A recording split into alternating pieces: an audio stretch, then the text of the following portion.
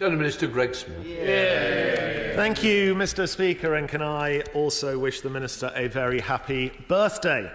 With estimates suggesting that the SAF mandate provisions and the revenue certainty mechanism will still leave a shortfall, with a family of four facing over £300 extra to fly on holiday by 2040. That is a clear concern for consumers as well as the airline industry. Net zero should not come at an additional cost to consumers or undermine freedoms, in this case, to fly. The test must surely be how to defossilise and decarbonise and allow people to do the same at the same cost. So what steps is the Minister taking in conjunction with the Treasury to close the financial gap between incentives in the mandate and the actual increased cost of switching to SAF for the end consumer?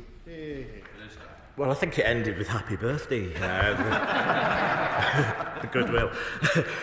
I remind the Minister it's a little over 12 months ago in one of the then Prime Minister's better videos. He came out into Downing Street, he looked at the skies and lauded the policy that he wanted when we saw the Virgin Atlantic fully 100% SAF trip across the Atlantic. This was a previous government's policy, but because of the sclerotic nature of that government, we are now getting on with implementing both the SAF mandate and the revenue support mechanism. There is a regular review point, as the honourable member knows, baked into this legislation so that we can revisit targets if required.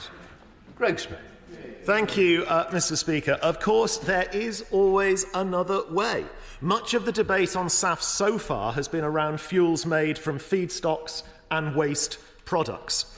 Unlike fuels requiring feedstock, whose input costs will only ever go up, the industrial process of creating power-to-liquid synthetic aviation fuel will actually reduce in production costs, with some predicting cost parity on production of these synthetic fuels with existing fossil fuel extraction and production costs within a decade. So will the Minister agree synthetics offer a much better long-term solution and reprioritise the government's approach to SAF away from transitional solutions and to synthetics?